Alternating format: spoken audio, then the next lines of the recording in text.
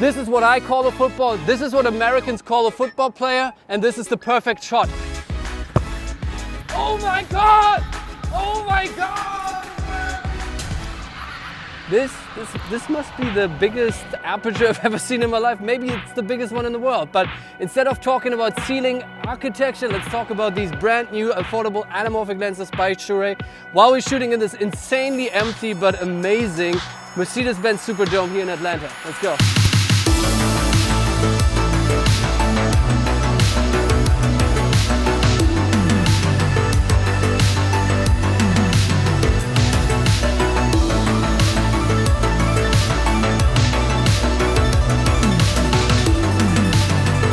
I mean, look at these crazy massive aperture blades. It takes 7 minutes to close and 8 minutes to open.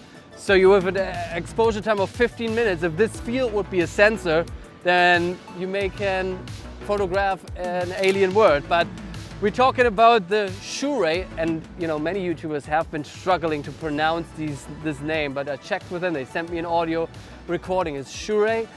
These new Sirui anamorphic lenses, they are made for Super 35 lenses for a 16:9 sensor. You may have seen their MFT and APS-C lenses, and even maybe their full frame lenses that I've already tried on my channel here. Yeah, these Super 35 anamorphic lenses have a squeeze factor of 1.33, and they're releasing it as a full set. So you can get a 24, 35, 50 and 75 millimeter version of it, or the full thing. And all of them have a f1.8 aperture, except for the 24, it's f2.8. Now you can get them for RF and L mode cameras, and they're basically advertised as hybrid photo and video lenses. So what does it mean? It has a declicked aperture, but it doesn't have focus gears. So it looks a little bit like a photo lens. I guess it may opens up a new market here for photographers to try out some anamorphic photography, which I've seen and it looks cool. Overall build quality super solid. It's aircraft grade aluminium, whatever that means. I mean, it seems to me a marketing ploy, but overall they feel very solid. Now, no anamorphic lens is perfect. In fact, actually, because of their individual characters, we choose one over the other. Now let's talk about the flare. So the Sirui ones have a blue flare and they're quite intense. They're very famous for it to be quite intense, and some people like it, some people don't.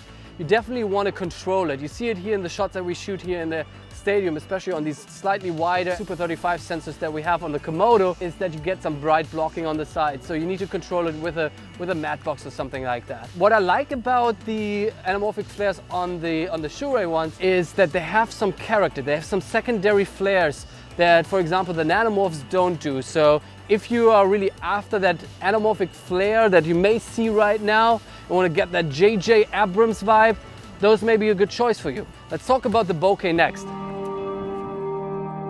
The Bokeh is really consistent, nice and clean, and I actually really like it, but though the background is not as stretched because it's only a 1.33 squeeze, not compared to the 50mm full frame lens that has a 1.6 squeeze, and you get this really nice stretched out background. With the 1.33 squeeze, you also get a 1.3x wider field of view on your selected focal length. Now this is not anywhere near as wide as this freaking massive Halo monitor screen thingy that is up in this stadium, which is actually the biggest screen that is in existence in the world. And if you would stretch it out, it's taller than the Eiffel Tower.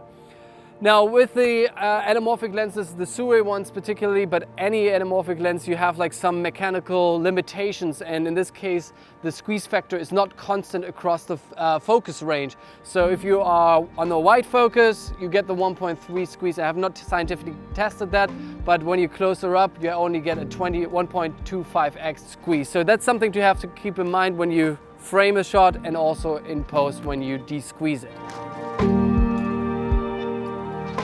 Like with most anamorphic lenses, you get some noticeable image distortion, especially on the outer edges of the image. Unlike the Laowa nanomorphs, which suffer from some pin cushioning, on the Sirui ones you see some barrel distortion.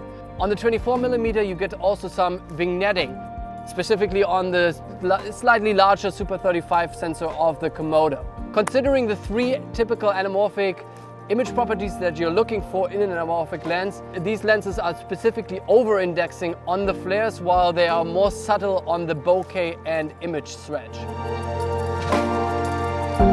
Now you may wonder, how much are these lenses? Well, they range from $4.99 for the 50mm to $7.99 for the 24mm. The crowdfunding started now on Indiegogo. I'll leave the link down below. Still have an icky feeling about somewhat established companies starting crowdfunding campaigns, but it's certainly cheaper than the Stadium, which is $1.5 billion in construction costs. You can get 2.5 million of these lenses if you want to get one. Like, this is how expensive the Stadium is, but you can kick some balls here.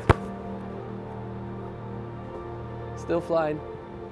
Oh, will it go in? Will it go in? It will go in. Will it reach the goal? No, it won't. Oh well. Let's get to the fans and to the stands. Sign some autographs. Now, what's my conclusion? What do I like about it? First and foremost, the build quality. It feels very robust. It's compact, as you can see. It is not super heavy for anamorphic lens, so that is great. The price point. It's basically the same price point as you would pay for the MFT and APS-C version of Sirui lenses. So that's a great starting point for folks who want to get started in the anamorphic filmmaking space because it doesn't break your bank. And then also the shape of the bokeh is something that I really enjoy about this lens, because it's nice and oval in the center of the frame, and it curves nicely out and swirls a little bit to the side. Unlike the nanomorphs, which have a little bit oddly shaped bokeh when you pay attention to it. The intensity of the bokeh, though, is not as strong on these lenses. So this is obviously where you want to pay the big dollars, when you have the higher squeeze lenses like 2x, 1.8, where you get more intense over bokeh and where you get a more stretched out background that helps separate your subject from the back. Now, this is not a biggie, because it's like obviously a beginner lens, and it's like an entry-level lens, so keep that in mind.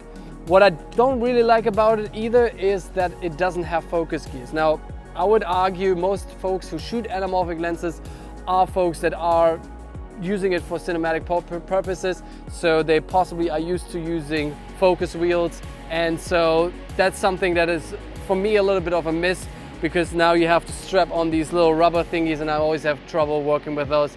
Now, net under the bottom line, I think this is a great lens for folks who want to get started in the anamorphic space. It's basically this lens or the nanomorphs.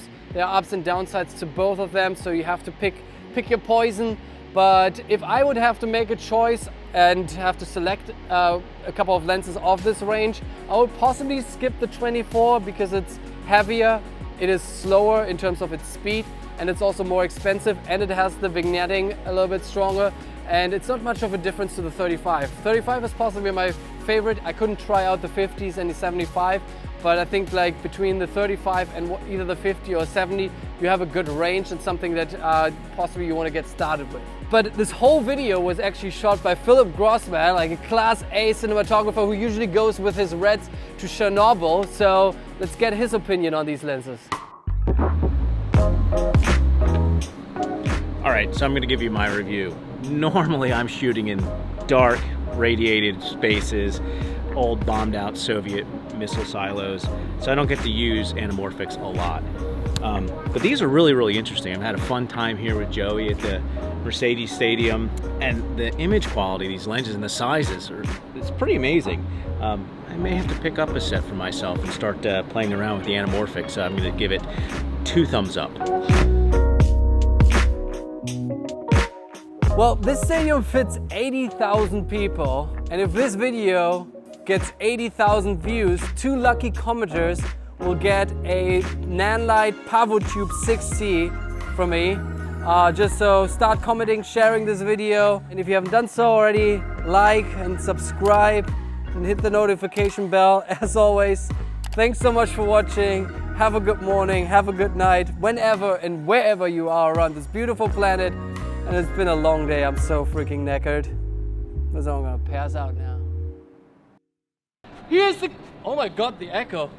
Echo!